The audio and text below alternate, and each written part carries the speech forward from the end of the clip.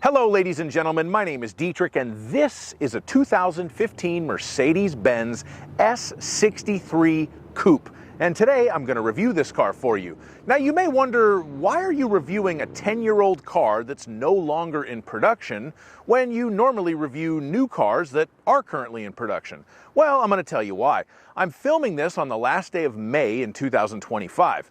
In April of 2025, my YouTube channel set an all-time record for me for views, and not by a little bit, by over 100,000. But I made over $1,000 less in April of 2025 than I did in April of 2024. So screw it. If I'm not going to do this for the money, I'm going to do it for the love of the game. And this is definitely a car I love, and I'm going to love reviewing it for you today. We're going to talk about what is an S-Class Coupe, since, they don't make them anymore. We are going to have a look at the styling. We'll check out the amazing AMG engine and transmission. We'll measure out the trunk space. We'll have a look at the back seat in this large two-door car. And we'll have a look at a few of the features that I find very interesting on this vehicle. And as always, if some of that sounds good and some of it doesn't, check the slidey bar or the description below for timestamps. So we're going to start by talking about what is, or what was, an S-Class Mercedes Coupe. So actually, the S-Class Mercedes Coupe had been around for a long time. They just changed the nomenclature when it debuted anew for the C217 chassis, which this is, in 2015. In the 1980s, if you were a successful stockbroker or dealer of the devil's dandruff, you may have aspired to own a 560 SEC. That was the coupe version of the S-Class back in the 80s, and that SEC nomenclature did continue a bit into the 90s. By the 2000s, they changed it to CL, so you may have wanted a CL55 or a CL63 or a CL65. But for 2015, when they redesigned it, they changed it to S-Class so that they could lump the sales of the coupe in with the sedan and claim the title of #1 maker of large luxury automakers in the world, which I'm pretty sure they already held, but I don't know, maybe they were trying to hold off Lexus or somebody. So anyway, that's why they were all called S-Classes for this year. Unfortunately, when Mercedes-Benz redesigned the S-Class for the 2021 model year, they did drop the coupes and the convertibles from the lineup. You can no longer buy a new S-Class Coupe. Reason for that being, people just don't buy two-door cars the way that they used to, and it didn't make sense for Mercedes to put their resources into making another two-door variant of this car. So unfortunately, as far as this nomenclature is concerned, this is the only generation of S-Class Coupe we ever got. When it comes to styling, this car does look nice. I've never loved the way that it looks, only because it's too easy to mistake it for some of the lesser coupe Mercedes of the time. This was when the Germans kind of got into making all their cars look the same. If you parked a C-Class 40 feet away and an E-Class 60 feet away and an S-Class 80 feet away, it would look like you were looking at the same car 3 times. So I don't love that. I think the styling on the previous generation was more bold and more unique, but it's still a very nice looking car. Just in case you were wondering, this particular example is finished in manufacturer exclusive anthracite blue metallic. And the interior is AMG Macchiato beige / black exclusive Napa with diamond stitching. That interior was a $3,250 option according to the build sheet that I have here. The wheels on this one are option code 654. 20-inch AMG 5-spoke wheel. Those were the standard wheels that you got on an S63 Coupe in 2015. And allegedly, those are silver painted brake calipers, although it looks like they have some sort of black cover over them or something like that. But according to the build sheet, silver painted brake calipers. One thing I absolutely do love about this car, and the previous CLs had it too, was the fact that it's a pillarless coupe. So what that means is when you roll down all the windows, it's just kind of open, and when you open the door, there's no B-pillar or anything there. It really looks cool when all the windows are down, and I absolutely love that about this car. And it's sad that we can't buy pillarless coupes anymore because the market just doesn't support it. Now we'll have a look under the business end of the car, and what we have under the hood is a 5.5-liter twin-turbo V8 engine that produces 577 horsepower and 663 torque. It is a glorious engine. It sounds amazing. It gives prodigious power. It has just the right growl, and there's nothing to complain about here. I would like to give a shout out to Oliver Weisenmuller, something. He is the gentleman who apparently hand-assembled this engine over at AMG.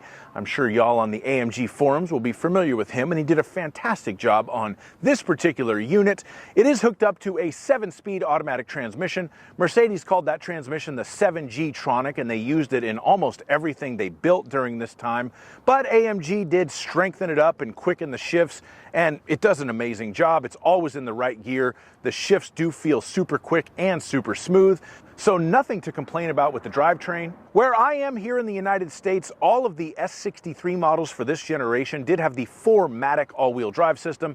Again, that's tuned for performance driving. 67% of the torque goes to the rear and 33% to the front in a nominal situation. So it is a rear-biased all-wheel drive system, and it gives the car very, very sure-footed acceleration and handling, and probably be okay in the snow too if you put the right tires on it.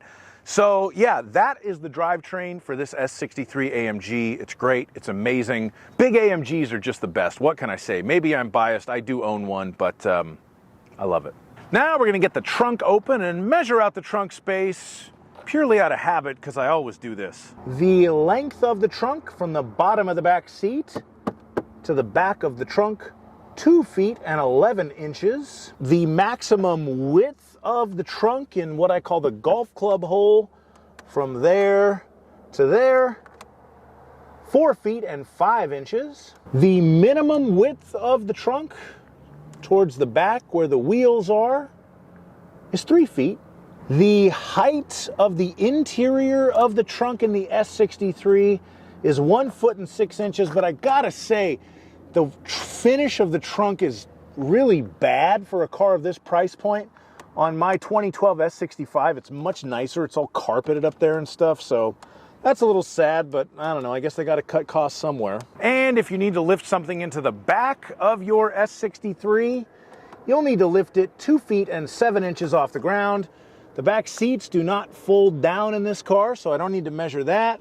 Underneath here, we have a little bit of additional storage. No spare tire. You do have the tire pump and fix-a-flat kit, so that's the trunk space in an S63 AMG Coupe from 2015. So we'll check out the back seat just for fun. I'm not gonna see if I can sit behind myself in this car because I already know that I can't. But if I pull that little handle, the front seat moves out of my way very politely so that I can at least get in.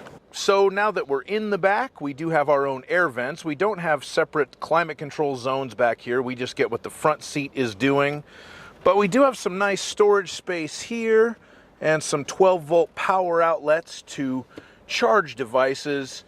This is my natural driving position in the car, so you literally couldn't have legs to sit behind me. But hey, it is a coupe, even though it's a relatively large one. And in here, let's see, we have a center armrest.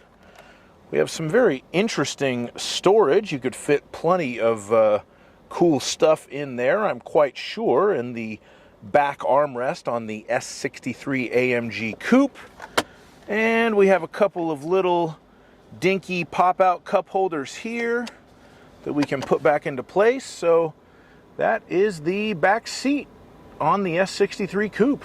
Now we're going to move to the interior and talk about some of the features in here. And I do have the original build sheet for this vehicle. And when it was shiny and new 10 years ago, it was $172,102.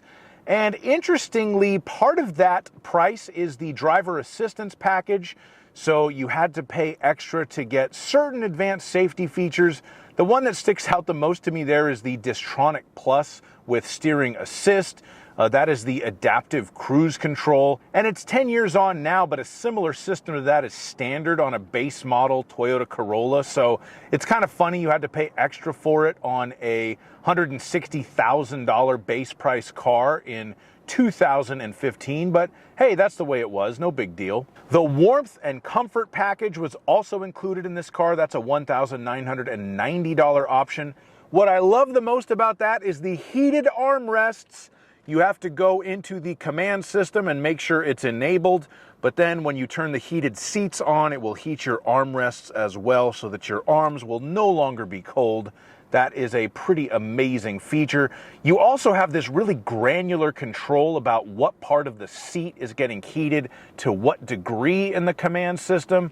Again, the attention to detail in these cars is just phenomenal. This is a 2015 model, which was the second year of this generation of S-Class, but the first year for the Coupe, and they did add some stuff for 2015 that you couldn't get in the 2014 S-Class. One of the things is the updated command control system, so you don't just have the knob to control the command screen, you have this big touchpad as well, and that touchpad control scheme would become more common on subsequent Mercedes models with the little touch buttons on the steering wheel. The heads-up display, which this car is equipped with, was new for 2015, and it is a very good head-up display.